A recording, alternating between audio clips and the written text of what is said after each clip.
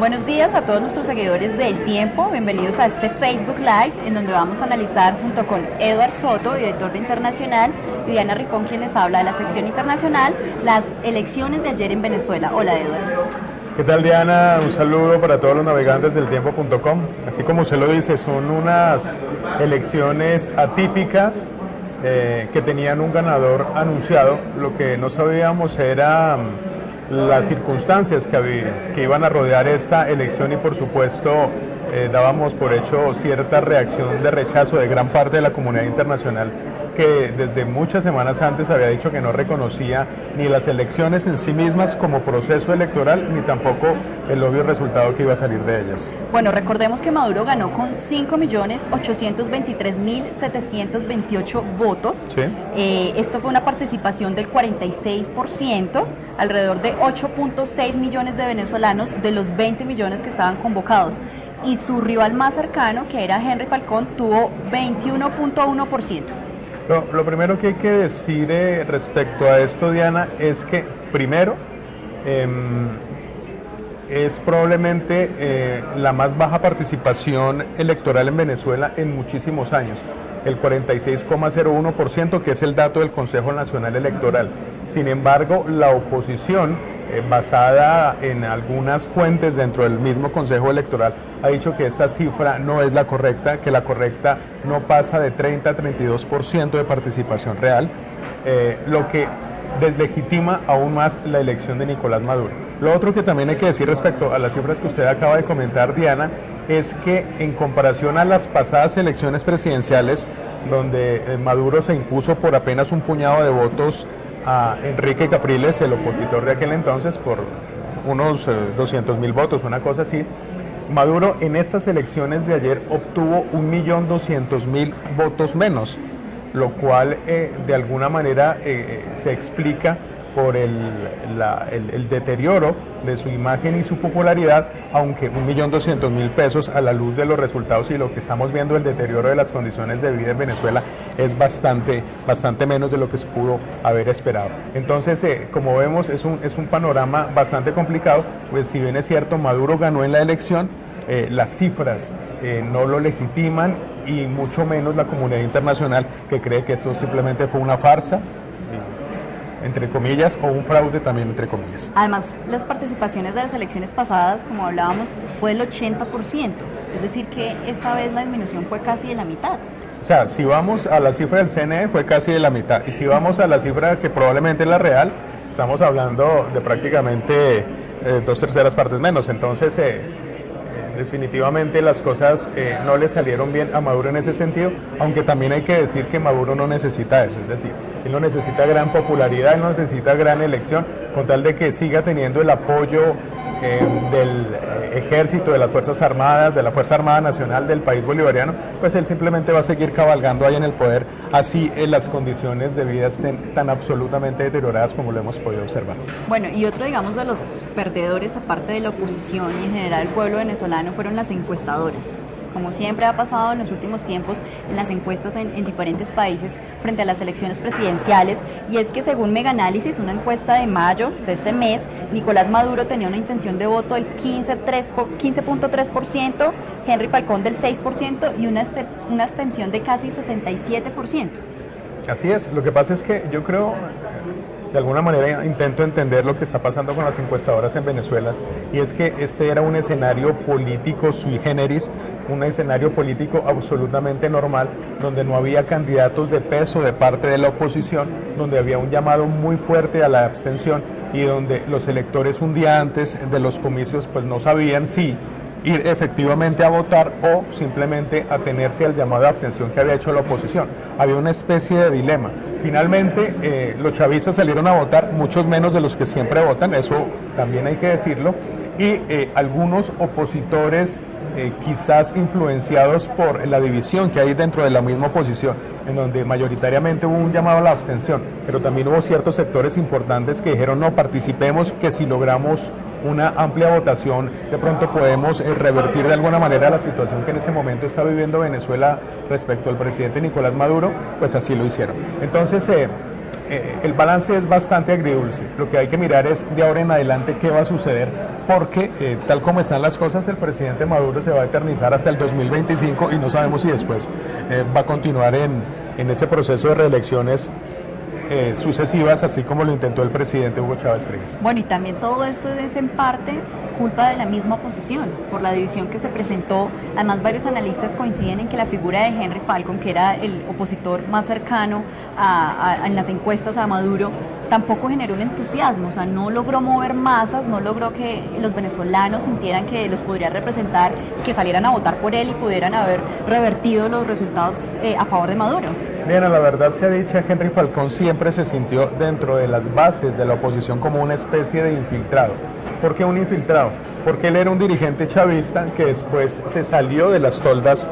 del presidente Hugo Chávez, se convirtió en un dirigente regional de respeto, básicamente en el estado Lara, cuya capital es Barquisimeto, allí fue gobernador, pero su liderazgo se quedó ahí, o sea, siempre era una especie de dirigente bajo sospecha. Cuando la Mesa de Unidad Democrática, que así se llamaba la oposición entonces, dio la orden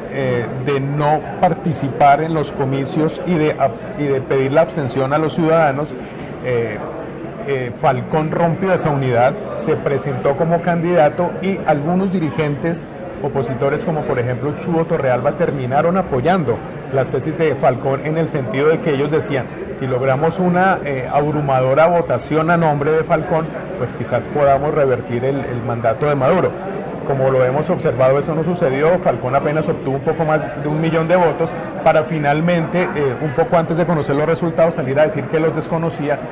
y que había que convocar unas nuevas elecciones presidenciales. Así las cosas, lo que hizo en realidad fue terminar legitimando la elección de Nicolás Maduro, que como hemos podido observar fue una elección llena de irregularidades, llenas de cosas extrañas, de unos puntos tricolor donde básicamente se censaba a la población sobre si sí había votado o no por Maduro, y a cambio de eso les daban dinero, según se comentaba en algunas redes sociales y en algunas agencias de información, o se les daba su tradicional cajita club, que es una caja que contiene la alimentación básica que necesita una familia más o menos para 1 o 2 semanas. Bueno, para las personas que se conectan a esta hora, les recordamos que estamos analizando los resultados de las elecciones de ayer en Venezuela, hablando de las irregularidades, además de los puntos rojos que acaba de mencionar Edward, también el horario de la votación, porque se extendió oficialmente el horario de votaciones en Venezuela hasta las 4 de la tarde, y el Consejo Nacional Electoral dijo que por la participación, por la afluencia, se había extendido hasta las 6 de la tarde, pero en realidad no se sabe si en realidad fue hasta este horario o incluso hasta más. Diana, es que esta elección estuvo llena de irregularidades, entre otras cosas por eso, porque nunca se supo hasta qué horas iban a estar abiertas las mesas de votación. ¿Qué dice la legislación venezolana? Que hay una hora de cierre que son las 4 de la tarde, pero si hay gente en las colas, esperan a que toda la gente acabe de votar para hacer el cerrado efectivo de las mesas de votación. Pero lo que sucedió ayer fue algo que no sucedía hacía muchísimo tiempo en Venezuela, y es que las mesas de votación estaban absolutamente vacías. No había colas, no había gente que organizar, no había gente que jalar. Entonces no se supo exactamente a qué hora se cerraron las mesas. El Consejo Nacional Electoral nunca dio la hora de cierre. Entonces de un momento a otro simplemente se dijo, cerramos las mesas de votación y empezamos el conteo. De ahí que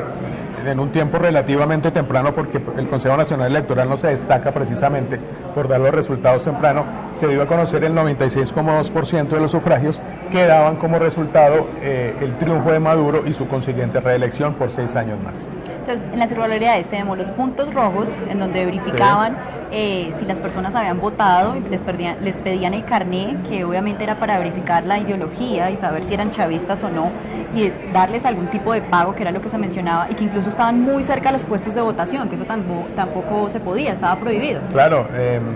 la ley dice que no pueden estar a menos de 200 metros, en algunos casos estaban apenas a 20 metros de los centros de votación y en otros casos estaban simplemente pasando la calle, es decir, en el andén contrario. Entonces obviamente esto es una irregularidad que fue denunciada no solamente por Henry Falcón, sino también por los otros 2 candidatos que estaban en la pelea por la presidencia, pero pues ya sabemos que el Consejo Nacional Electoral, todo lo que tenga que ver con el chavismo, pues simplemente no ejerce su su rol de control político ni control electoral y deja que hagan lo que prácticamente se les dé la gana. Bueno, y otra de las irregularidades también fue que el ministro de Comunicación, José Rodríguez, a tan solo 4 horas de haber empezado la jornada electoral, dijo que ya habían votado más de 2,5 millones de venezolanos. Eso está totalmente prohibido también, mencionar cifras durante la jornada electoral. Está totalmente prohibido y de hecho era absolutamente ilusorio pensar que apenas 4 horas después de haber abierto las mesas de votación, en la soledad tan absoluta que se percibía en los centros de votación, y hubieran sufragado 2,5 millones de personas, que fue, según las cifras que nos dieron, prácticamente la tercera parte de los votos totales. Entonces aquí hubo toda serie de irregularidades, toda serie de manipulaciones. De hecho, las declaraciones también de la presidenta de la Asamblea Nacional Constituyente, Delcy Rodríguez, en el mismo sentido, cuando a mitad de la jornada ya estaba hablando de que se había derrotado la abstención, de que se había derrotado la oposición una vez más, pues no hacen más que configurar un escenario en donde se veía básicamente que había ya un ganador cantado desde hacía muchísimos meses, que Henry Falcón no iba a ser el gallo que esperaban algunos sectores de la oposición y que simplemente terminó legitimando algo que ya se sabía que iba a suceder, que era una elección con nombre propio. Bueno, ahora hablemos de las reacciones. Ya hoy, un día después de los resultados, ¿qué ha pasado? La reacción quizás más fuerte es la del Grupo de Lima, que es ese grupo de 12 países latinoamericanos, entre los cuales está Colombia, está Perú, México, Argentina y demás. Ya dijeron que iban a reducir el nivel de sus diplomáticos en Venezuela. Pues de hecho sabemos hace bastante tiempo que Colombia no tiene embajador en Venezuela, hace muchísimo tiempo ordenó su regreso. Y en ese momento las relaciones están en un nivel de encargado de negocios. Pues no sucedía lo mismo con los otros países que forman parte del grupo de los 12 y muy probablemente muchos de esos embajadores o van a regresar o van a dejar simplemente a sus encargados de negocios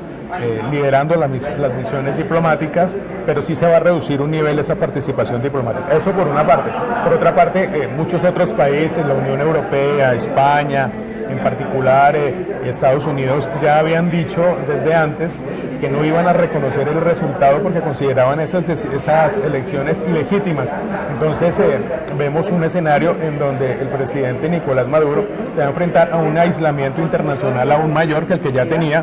pero eso no significa absolutamente nada para el proceso revolucionario venezolano, pues eso lo que les da es más motivos para seguir vendiendo esa idea muy traída precisamente de la Revolución Cubana, de que están luchando contra la oligarquía, los poderosos, el imperialismo yanqui, todo ese tipo de cosas y de oratoria, digámoslo así, muy venida de la época de la Guerra Fría, de retórica nacionalista revolucionaria que pues puede convencer a algunas personas y puede llenar de ánimos a los seguidores chavistas, pero sin lugar a dudas no les llena ni el bolsillo ni tampoco los estómagos ante la crisis de alimentos y de abastecimientos que vive este país vecino. Bueno, aparte del Grupo de Lima, de Rajoy, de la Unión Europea, el secretario de Estado de Estados Unidos, Mike Pompeo, también dijo que las elecciones en Venezuela, que son una farsa electoral, no cambiarán nada. Entonces también podríamos esperar que en los próximos días incluso se proclamen más sanciones económicas contra Venezuela por parte de Estados Unidos y de la Unión Europea. No sabemos. Estados Unidos lo que ha venido haciendo es haciendo una especie de sanciones selectivas, no contra Venezuela en general, sino contra dirigentes claves dentro de la jerarquía venezolana. Entonces, recordemos recientemente que la semana pasada Diosdado Cabello fue incluido en una lista del Tesoro de Estados Unidos, que lo que aquí conocemos como la lista Clinton, por lavado de activos. Y entonces así ha venido poniendo diferentes sanciones económicas, pecuniarias, a algunos dirigentes de la revolución venezolana, pero no se sabe cuál puede ser el próximo paso, porque cualquier sanción a otro nivel podría estar castigando no a esos dirigentes que se están haciendo millonarios con la plata de la revolución, sino ya directamente a la población, que es la que más ha venido siendo castigada con todo este desastre que se ha convertido en la gestión económica del presidente Nicolás Maduro. Bueno, y para finalizar también queremos saber qué va a pasar un poco con Venezuela, porque también el grupo Soy Venezuela, del que hace parte diversos movimientos opositores, están convocando hoy protestas en el país. ¿Qué podríamos esperar? ¿Se podrían presentar protestas similares como las del año pasado o ya los venezolanos no saben qué más hacer? Yo creo que hay un gran desánimo dentro de los venezolanos después de las manifestaciones de meses pasados, en donde hubo más de 120 muertos y demás. Como que uno nota cierta resignación de parte del pueblo venezolano de momento. Lo que hay que esperar es saber qué pasa con la reacción de la oposición, si esto que acaba de suceder va a volver a unirlos en torno a una misma causa, un mismo camino, o si van a seguir divididos. De lo que pase en los próximos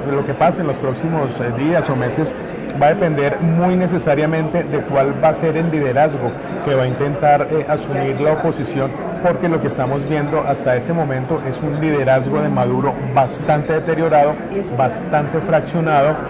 no solamente por el aislamiento internacional, sino también porque obtuvo